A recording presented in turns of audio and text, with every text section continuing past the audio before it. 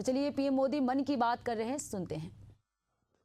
हमारी सेनाओं ने सीमा पार के आतंकवादी ठिकानों को ध्वस्त किया, वो अद्भुत है। ऑपरेशन सिंदूर ने दुनिया भर में आतंक के खिलाफ लड़ाई को नया विश्वास और उत्साह दिया है।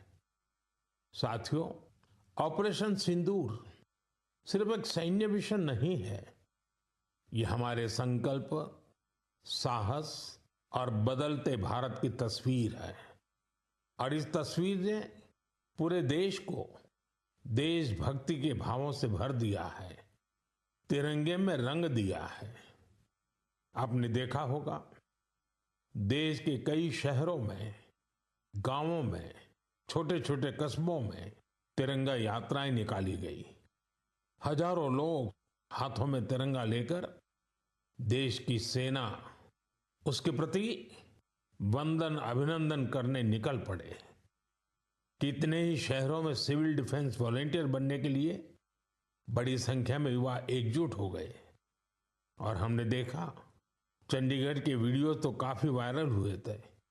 सोशल मीडिया पर कविताएं लिखी जा रही थी, संकल्प गीत गाए जा रहे थे, छोटे छोटे बच्चे पेंटिंग्स बना रहे थे जिनमें बड़े संदेश छुपे थे। मैं अभी 3 दिन पहले बीकानेर गया था। वहां बच्चों ने मुझे ऐसी ही एक पेंटिंग भेंट की थी। ऑपरेशन सिंदूर ने देश के लोगों को इतना प्रभावित किया है कि कई परिवारों ने इसे अपने जीवन का हिस्सा बना लिया है। बिहार के कटिहार में, यूपी के कुशीनगर में और भी कई शहरों में उस दौरान जन्म लेने वाले बच्चों का नाम सिंदूर रखा गया है। साथियों, हमारे जवानों ने आतंक के अड्डों को तबाह किया। यह उनका अदम्य साहस था और उसमें शामिल थी भारत में बने हथियारों, उपकरणों और टेक्नोलॉजी की ताकत। उसमें आत्मनिर्भर भारत का संकल्प भी था। हमारे इंजीनियर्स, हमारे तकनीशियन, हर किसी का पसीना इस विजय में शामिल है। इस अभियान के बाद पूरे देश में वोकल फॉर लोकल को लेकर एक नई ऊर्जा दिख रही है। कई बातें मन को छू जाती है। एक माँ बाप ने कहा, अब हम अपने बच्चों के लिए सिर्फ भारत में बने खिलौने ही लेंगे। देशभक्ति की शुरुआत बचपन से होगी।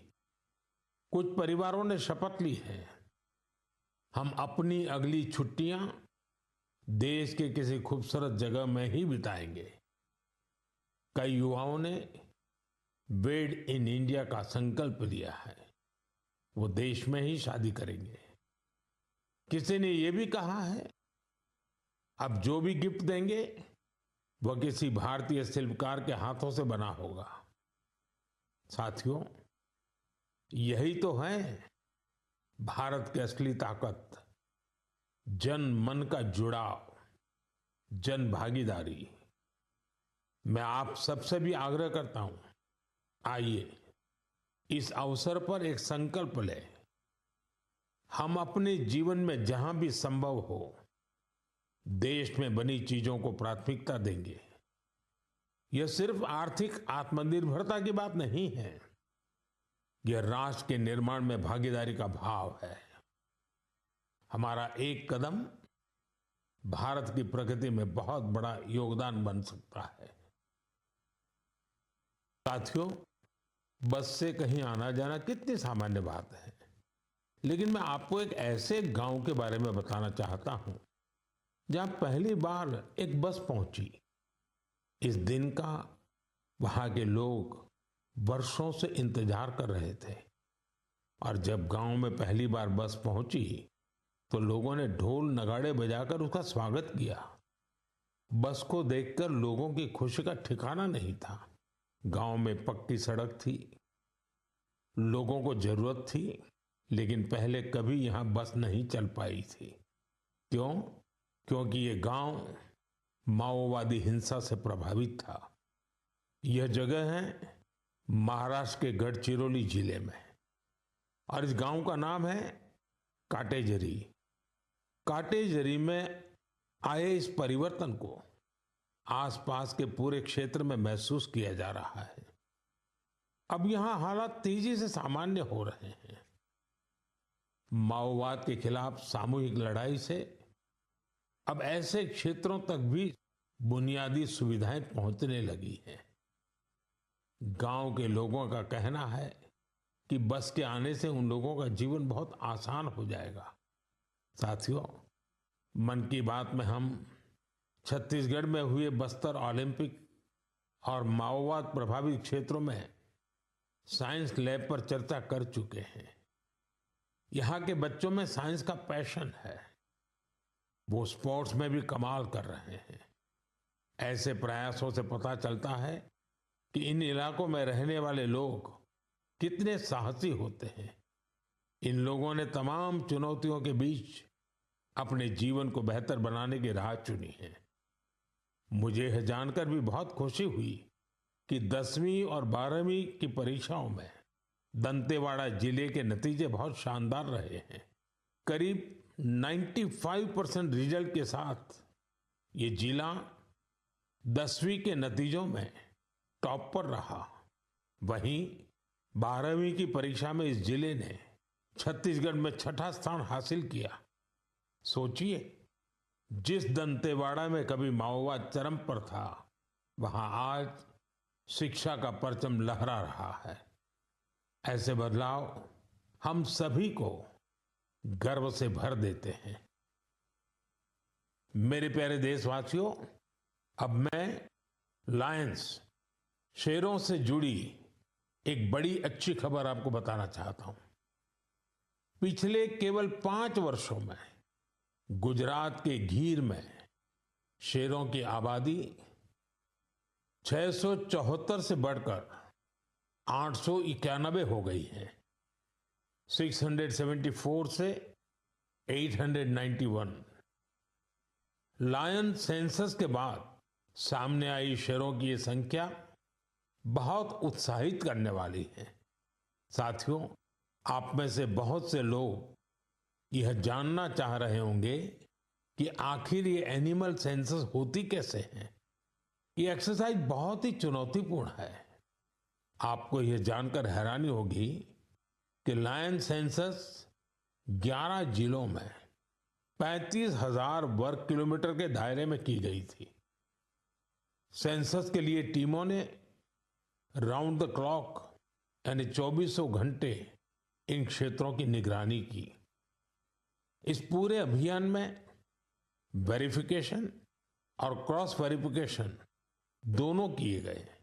इससे पूरी बारीकी से शेरों की गिनती का काम पूरा हो सका।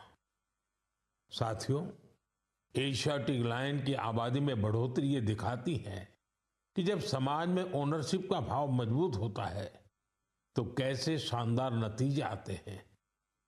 कुछ दशक पहले गीर में हालात बहुत चैलेंजिंग थे, लेकिन वहां के लोगों ने मिलकर बदलाव लाने का बीड़ा उठाया। वहां लेटेस्ट टेक्नोलॉजी के साथ ही ग्लोबल बेस्ट प्रैक्टिसेस को भी अपनाया गया। इसी दौरान गुजरात ऐसा पहला राज्य बना जहां बड़े पैमाने पर फॉरेस्ट ऑफिसर के पद पर महिलाओं की तैनाती की गई।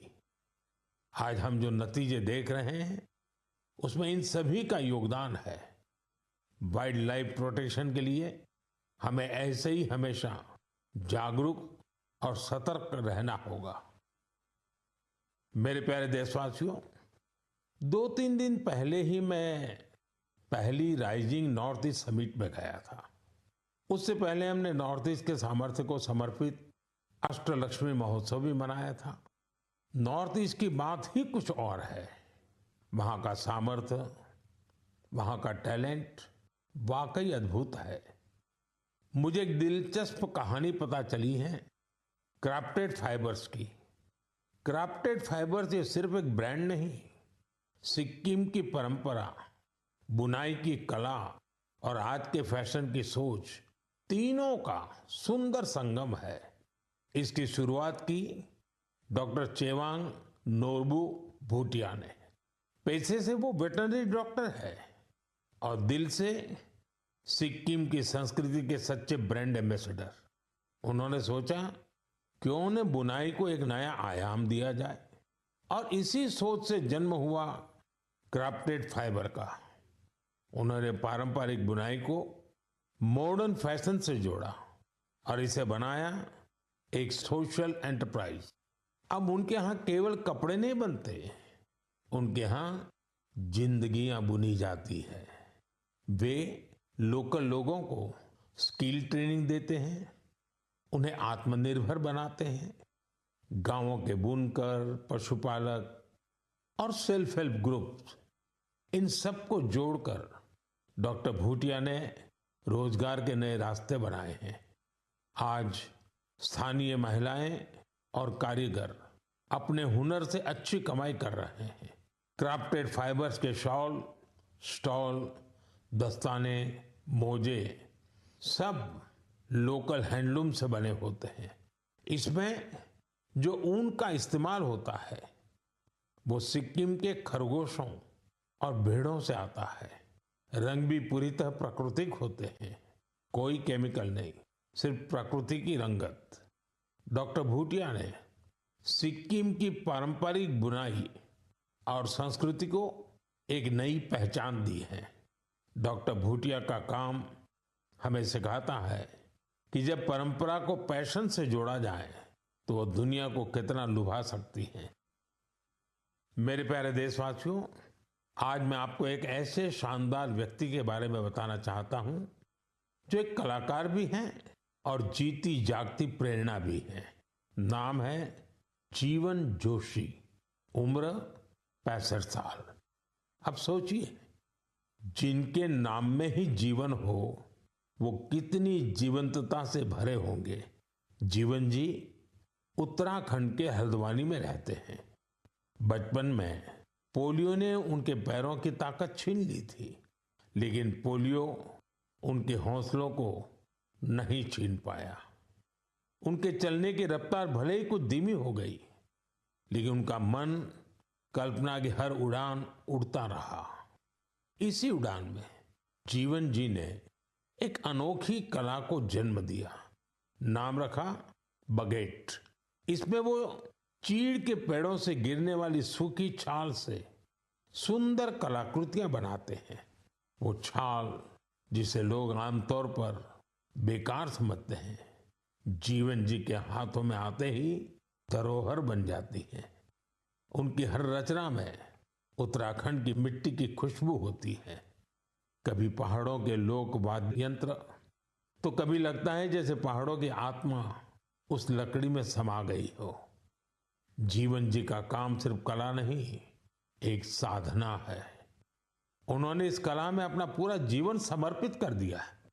जीवन जोशी जैसे कलाकार हमें याद दिलाते हैं कि परिस्थितियां चाहे जैसी भी हो, अगर इरादा मजबूत हो तो नामुमकिन कुछ नहीं। उनका नाम जीवन है और उन्होंने सच में दिखा दिया कि जीवन जीना क्या होता है। मेरे प्यारे देशवासियों, आज कई ऐसी महिलाएं हैं जो खेतों के साथ ही अब आसमान की ऊंचाइयों पर काम कर रही हैं। जी हाँ, आपने सही सुना। अब गांव की महिलाएं ड्रोन दीदी बनकर ड्रोन उड़ा रही हैं और उससे खेती में नई क्रांति ला रही है। साथियों, तेलंगाना के संगारेड्डी जिले में कुछ समय पहले तक जिन महिलाओं को दूसरों पर निर्भर रहना पड़ता था, आज वही महिलाएं ड्रोन से 50 एकड़ जमीन पर दवा के छिड़काव का काम पूरा कर रही है। सुबह 3 घंटे, शाम 2 घंटे और काम निपट गया। धूप की तपन नहीं, जहर जैसे केमिकल्स का खतरा नहीं। साथियों, गांव वालों ने भी इस परिवर्तन को दिल से स्वीकार किया है। अब ये महिलाएं ड्रोन ऑपरेटर नहीं, स्काई वॉरियर्स के नाम से जानी जाती है।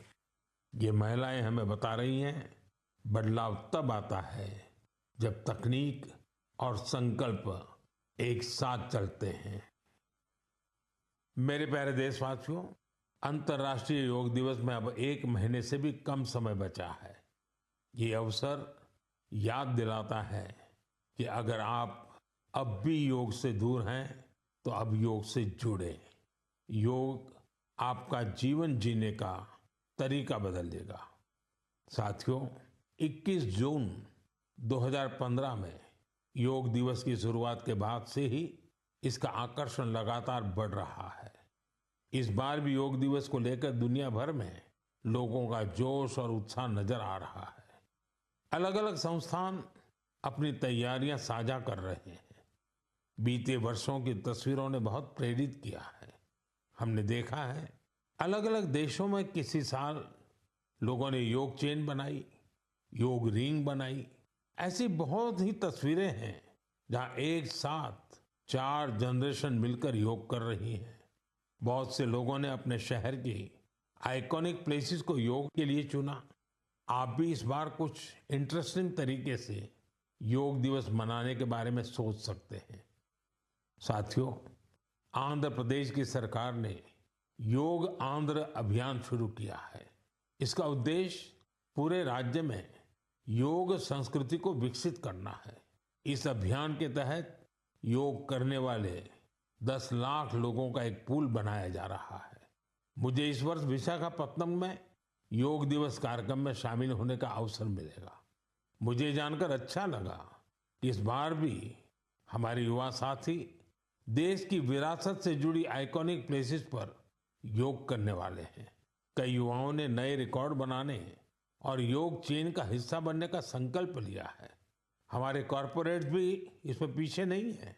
कुछ संस्थानों ने ऑफिस में ही योग अभ्यास के लिए अलग स्थान तय कर दिया है।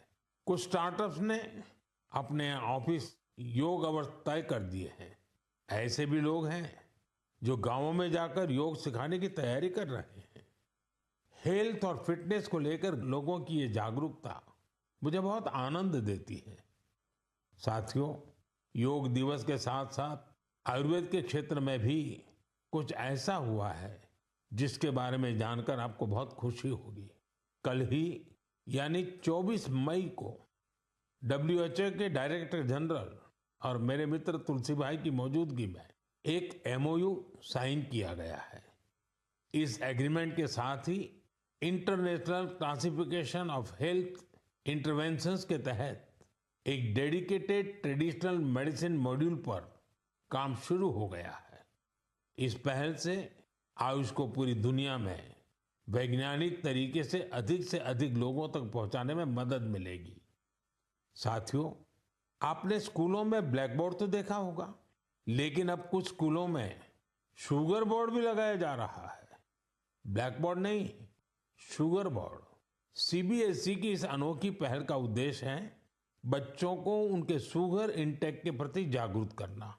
कितनी चीनी लेनी चाहिए और कितनी चीनी खाई जा रही है, ये जानकर बच्चे खुद से ही हेल्दी विकल्प चुनने लगे हैं।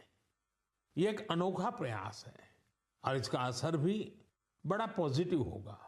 बचपन से ही स्वस्थ जीवन शैली की आदतें डालने में ये काफी मददगार साबित हो सकता है। कई अभिभावकों ने इसे सराहा है और मेरा मानना है ऐसी पहल दफ्तरों, कैंटीनों और संस्थानों में भी होनी चाहिए। आखिरकार सेहत है तो सब कुछ है। फिट इंडिया ही स्ट्रांग इंडिया की नींव है। मेरे प्यारे देशवासियों, स्वच्छ भारत की बात हो और मन की बात के श्रोता पीछे रहें, ऐसा कैसे हो सकता है भला? मुझे पूरा विश्वास है कि आप सब अपने अपने स्तर पर इस अभियान को मजबूती दे रहे हैं। लेकिन आज मैं आपको एक ऐसी मिसाल के बारे में बताना चाहता हूं जहां स्वच्छता के संकल्प ने पहाड़ जैसी चुनौतियों को भी मात दे दी। आप सोचिए, कोई व्यक्ति बर्फीली पहाड़ियों पर चढ़ाई कर रहा हो, जहां सांस लेना मुश्किल हो, कदम कदम पर जान को खतरा हो, और फिर भी वो व्यक्ति वहां सफाई में जुटा हो। ऐसा ही कुछ किया है हमारी ITBP की टीमों के सदस्यों ने। ये टीम माउंट मकालू जैसे विश्व की सबसे कठिन चोटी पर चढ़ाई के लिए गई थी। पर साथियों, उन्होंने सिर्फ पर्वतारोहण नहीं किया, उन्होंने अपने लक्ष्य में एक मिशन और जोड़ा, स्वच्छता का। चोटी के पास जो कचरा पड़ा था, उन्होंने उसे हटाने का बीड़ा उठाया। आप कल्पना कीजिए, 150 किलो से ज्यादा नॉन बायोडिग्रेडेबल वेस्ट इस टीम के सदस्य अपने साथ नीचे लाए। इतनी ऊंचाई पर सफाई करना कोई आसान काम नहीं है, लेकिन यह दिखाता है कि जहां संकल्प होता है वहां रास्ते अपने आप बन जाते हैं। साथियों, इसी से जुड़ा एक और जरूरी विषय है पेपर वेस्ट और रिसाइकलिंग। हमारे घरों और दफ्तरों में हर दिन बहुत सारा पेपर वेस्ट निकलता है। शायद हम इसे सामान्य मानते हैं, लेकिन आपको जानकर हैरानी होगी, देश के लैंडफिल वेस्ट का लगभग 1/4 हिस्सा कागज से जुड़ा होता है। आज जरूरत है हर व्यक्ति इस दिशा में जरूर सोचे। मुझे जानकर अच्छा लगा कि भारत के कई स्टार्टअप्स इस सेक्टर में शानदार काम कर रहे हैं। विशाखापत्तनम, गुरुग्राम ऐसे कई शहरों में कई स्टार्टअप पेपर रिसाइकलिंग के इनोवेटिव तरीके अपना रहे हैं। कोई रिसाइकल पेपर से पैकेजिंग बोर्ड बना रहा है, कोई डिजिटल तरीकों से न्यूज़पेपर रिसाइकलिंग को आसान बना रहा है। जालना जैसे शहरों में कुछ स्टार्टअप 100% रिसाइकल्ड मटेरियल से पैकेजिंग रोल और पेपर कोर बना रहे हैं। आप ये भी जानकर प्रेरित होंगे, 1 टन कागज की रिसाइकलिंग से 17 पेड़ कटने से बचते हैं और हजारों लीटर पानी की बचत होती है। अब सोचिए, जब पर्वतारोही इतने कठिन हालत में कचरा वापस ला सकते हैं, तो हमें भी अपने घर या दफ्तर में पेपर को अलग करके रिसाइकलिंग में अपना योगदान जरूर देना चाहिए। जब देश का हर नागरिक ये सोचेगा कि देश के लिए मैं क्या बेहतर कर सकता हूं, तभी मिलकर हम बड़ा परिवर्तन ला सकते हैं। साथियों, बीते दिनों खेलो इंडिया गेम्स की बड़ी धूम रही। खेलो इंडिया के दौरान बिहार के 5 शहरों ने मेजबानी की थी। वहां अलग अलग कैटेगरी के मैच हुए थे। पूरे भारत से वहां पहुंचे एथलीट्स की संख्या 5,000 से भी ज्यादा थी। इन एथलीट्स ने बिहार की स्पोर्टिंग स्पिरिट की, बिहार के लोगों से मिली आत्मीयता की बड़ी तारीफ की है। साथियों, बिहार की धरती बहुत खास है। इस आयोजन में यहाँ कई यूनिक चीजें हुई हैं। खेलो इंडिया यूथ गेम्स का ये पहला आयोजन था जो ओलंपिक चैनल के जरिए दुनिया भर में पहुंचा।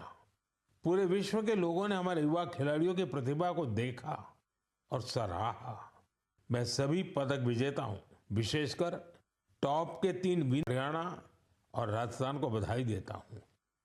साथियों, इस बार खेलो इंडिया में कुल 26 रिकॉर्ड बने।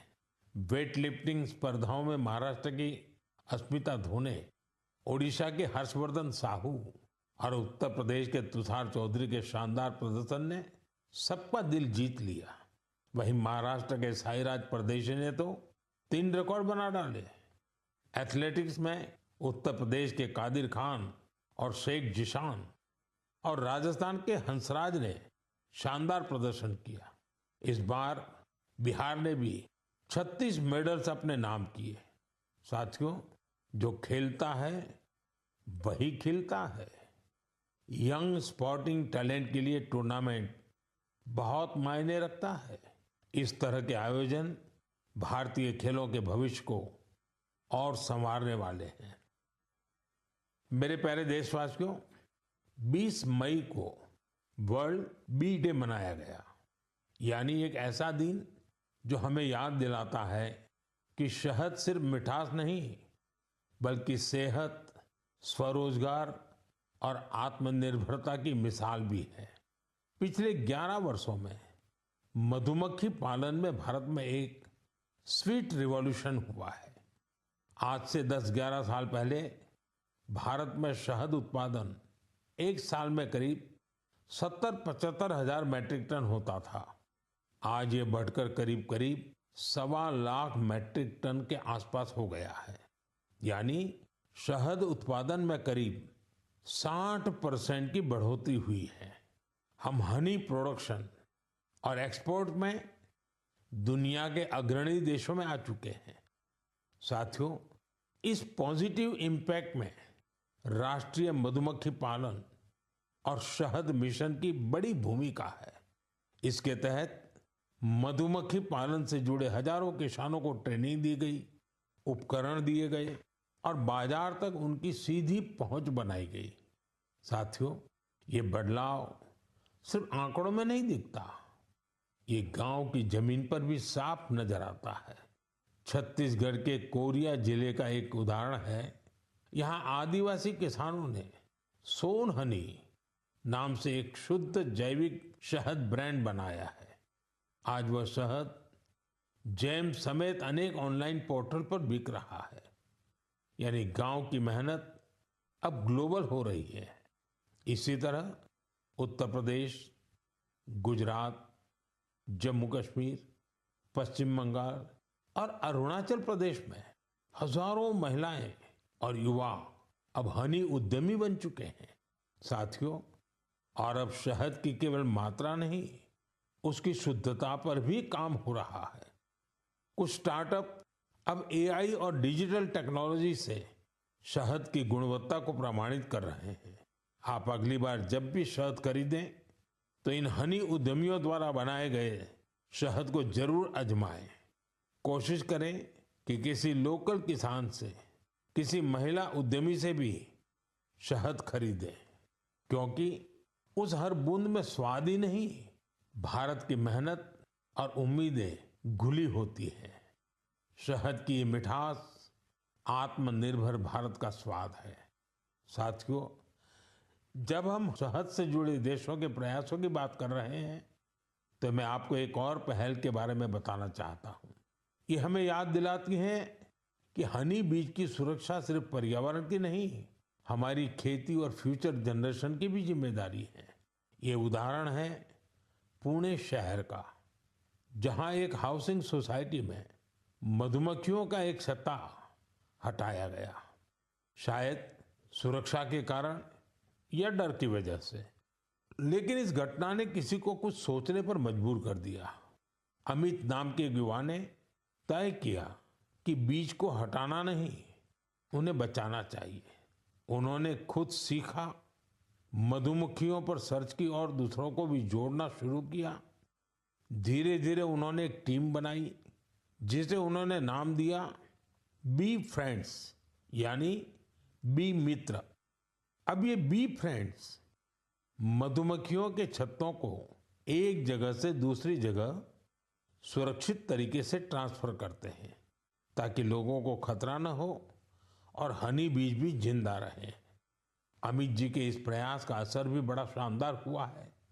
हनी बीज की कॉलोनी बच रही है, हनी प्रोडक्शन बढ़ रहा है और सबसे जरूरी है, लोगों में अवेयरनेस भी बढ़ रही है।